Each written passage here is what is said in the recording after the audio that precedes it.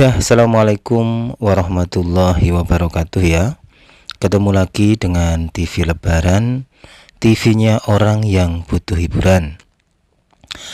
Nah, kali ini seperti biasanya kita akan melaksanakan salah satu ekspedisi hiburan dari TV Lebaran, yaitu ekspedisi alam.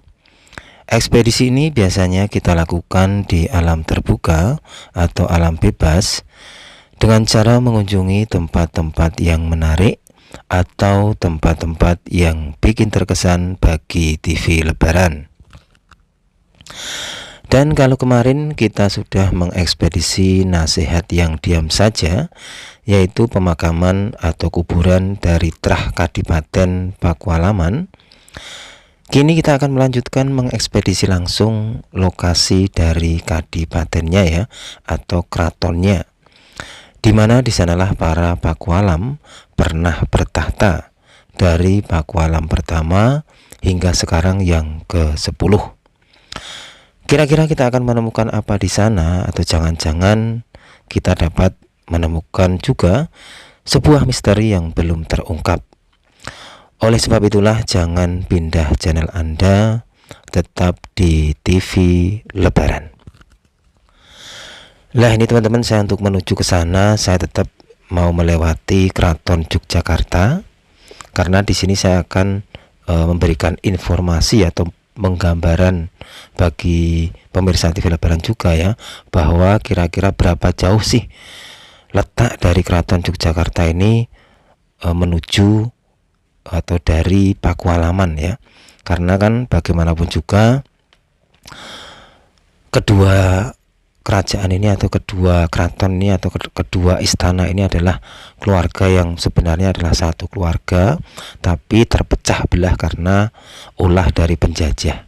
Dan yang di depan saya ini adalah pojok beteng Lor Wetan ya, pojok beteng Lor Wetan, dan inilah saksi bisu akan terjadinya perpecahan antara Keraton Yogyakarta ini ya menjadi dua, yaitu menjadi Kesultanan Yogyakarta ini sendiri, terus menjadi ada perpecahannya yaitu Kadipaten Pakualaman. Nah, ini teman-teman ya, dari pojok beteng Lor Wetan ini saya melaju untuk menuju ke Puro Pakualaman, yang dimana di sana adalah ibaratnya ya rumahnya Pakualam pertama sampai Pakualam yang ke-10 sekarang. Dan saya akan usahakan tidak mengkat kamera saya, karena nanti ini menjadi menjadi bukti penggambaran bagaimana jaraknya antara Keraton Yogyakarta ini dengan Puro Pakualaman. Kira-kira jauh enggak ya? Kalau menurut TV Lebaran jaraknya itu sebenarnya tidak terlalu jauh ya. Jadi kayak ini loh, kalau jarak dari Benteng Vanderburg itu dengan keraton itu kayaknya ya hampir sama jaraknya Puro Pakualaman dengan keraton.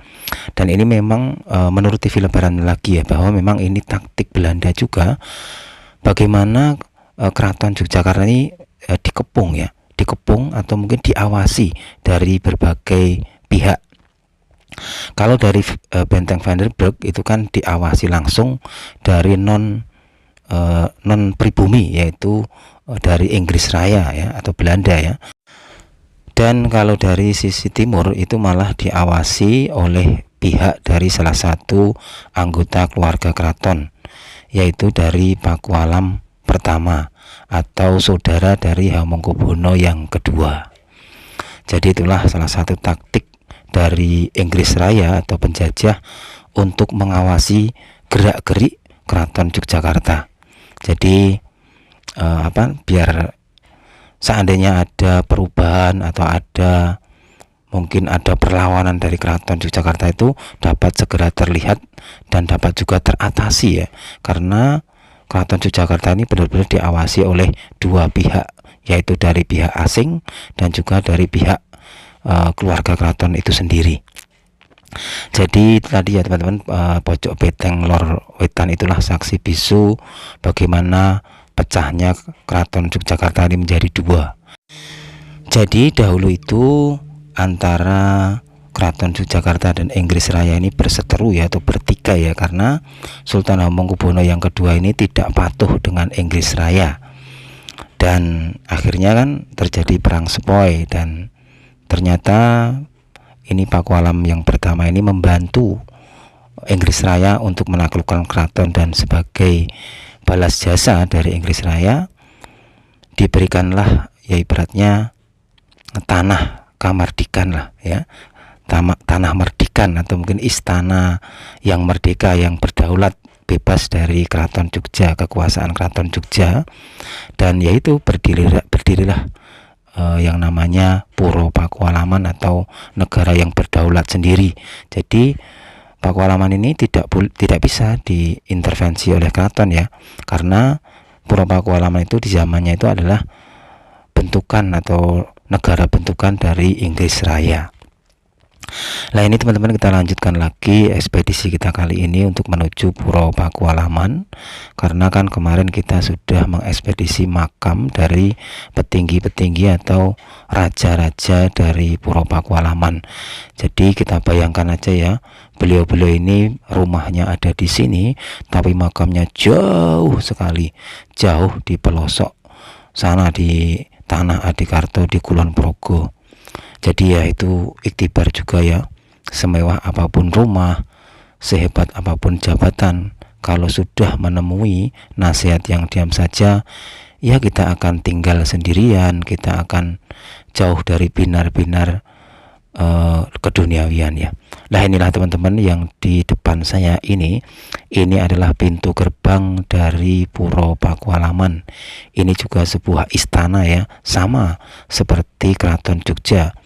Dan sistem tata ruang dari istana Pakualaman ini juga sama seperti sistem tata ruang dari Keraton Jogja, yaitu memakai sistem catur gatra tunggal, yaitu ada tempat pusat pemerintahan yaitu istana itu sendiri, ada juga pusat dari peribadatan yaitu sebuah masjid, dan juga ada pusat kegiatan sosial yaitu sebuah lapangan.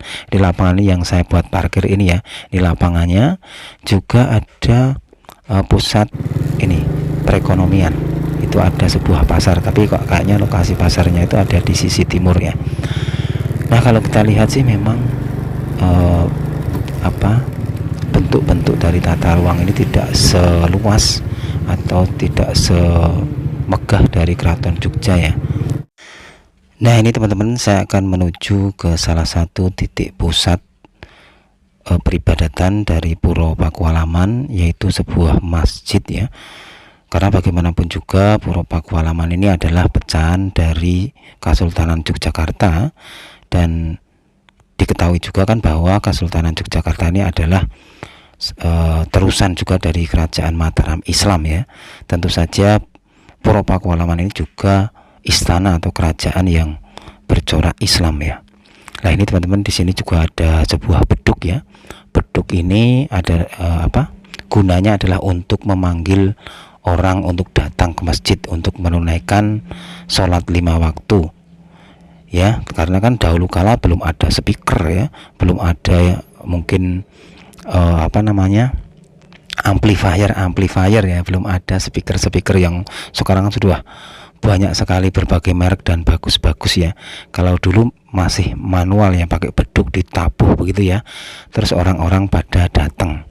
Nah ini inilah teman-teman ya suasana dalam dari Masjid Puro Pakualaman. Dan di sini meskipun kecil, memang menurut TV Lebaran suasananya nyaman ya.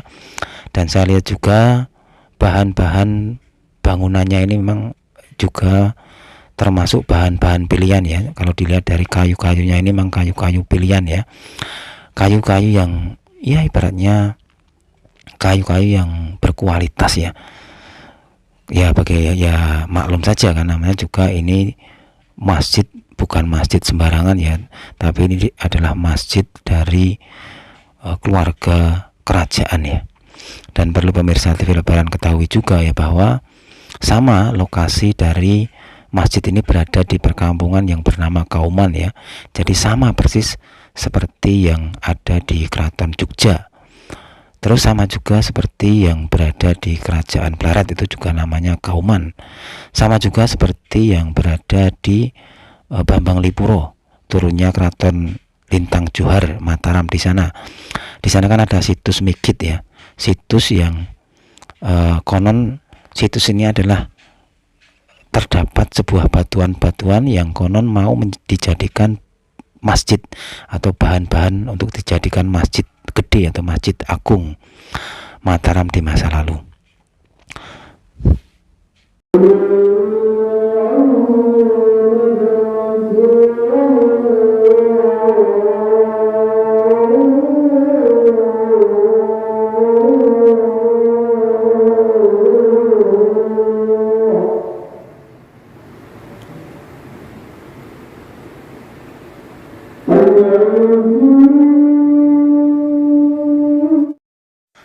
Dan setelah kita tadi mengekspedisi atau ya kita datang di salah satu titik pusat peribadatan dari Puro Pakualaman, kita akan menuju ke titik pusat pemerintahan dari Puro Pakualaman, yaitu istananya.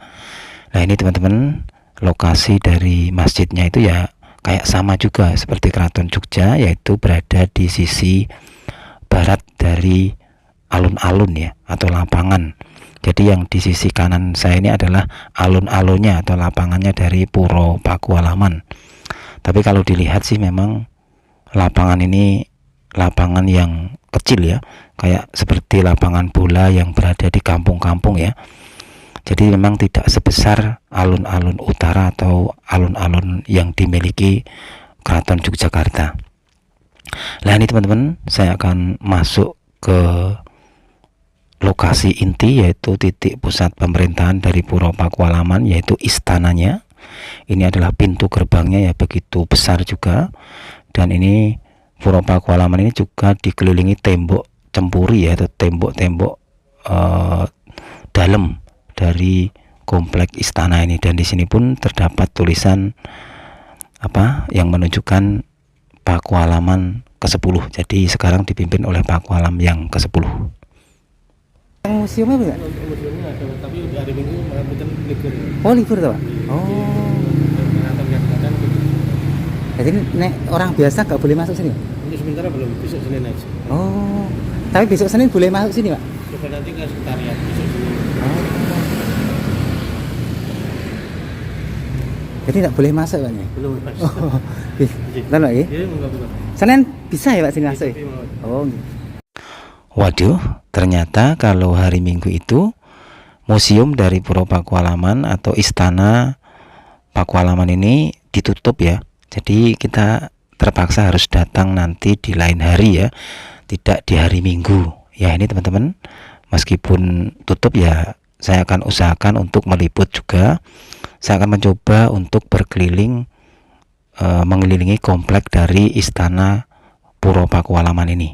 Nah inilah teman-teman ya, ini adalah benteng-benteng atau tembok-tembok dari istana Puro Pakualaman. Dan sambil saya akan berkeliling ke komplek Puro Pakualaman ini, saya akan sedikit ibaratnya mengulas tentang sejarah dari Puro Pakualaman ini ya. Jadi istana Pakualaman ini berdiri sejak tahun 1813 Masehi, didirikan oleh Pakualam yang pertama. Beliau lahir pada tanggal 21 Maret 1764 dengan nama Bendoro Pangeran Haryo Notokusumo. Dan Pakualam I ini adalah anak yang ke-11 dari Sultan Hamengkubuwono yang pertama atau pendiri kota Yogyakarta, dengan selirnya yang bernama Raden Ayu Srenggoro dari desa Karangnongko. Pakualam I ini bertahta dari tahun 1813 sampai 1829.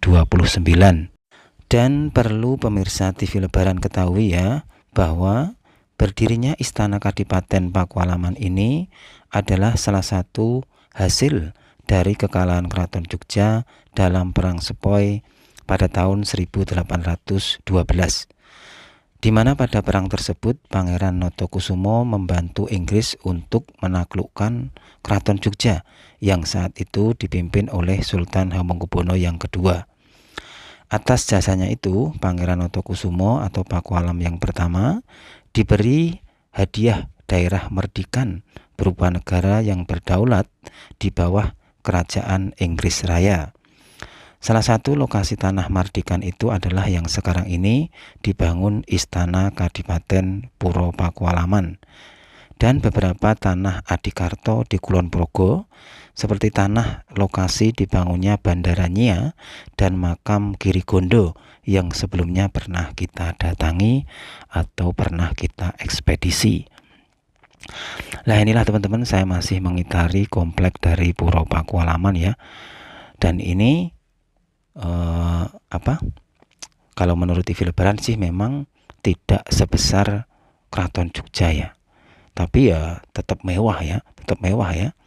Dan konon juga di sini juga ada benteng Baluwartinya ya, tapi TV Lebaran belum tahu ya di mana benteng Baluwartinya. Semoga nanti di suatu saat kita dapat mengekspedisi juga lokasi dari benteng Baluwarti Puro Pakualaman. Nah ini teman-teman, begitu luas juga ya bangunan komplek dari Puro Pakualaman ini ya. Saya berjalan dari tadi juga belum menemukan titik setar yang saya mulai tadi ya.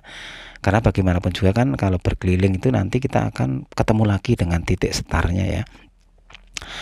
Nah ini teman-teman ya, inilah sebuah sejarah yang pernah tertoreh di kota Yogyakarta ya, di mana sebuah kerajaan besar ini terpecah karena taktik dari penjajah di masa lalu ya. Jadi Keraton Yogyakarta dipecah jadi dua, alhasil muncullah Kadipaten Pakualaman. Begitu pula kerajaan yang berada di Surakarta itu juga dipecah menjadi dua, alhasil muncullah Kadipaten Mangkunegaran. Nah ini teman-teman, saya sudah sampai di alun-alun Puro Pakualaman atau di pintu gerbang Puro Pakualaman, berarti selesai sudah saya berkeliling mengekspedisi dari Istana Puro Pakualaman ini. Ya itu aja ya teman-teman laporan dari TV Lebaran kali ini. Jangan lupa like dan subscribe channel ini agar kita dapat belajar bersama, mengambil iktibar bersama, dan kita juga dapat bersilaturahmi bersama. Ya itu aja ya teman-teman. Wassalamualaikum warahmatullahi wabarakatuh.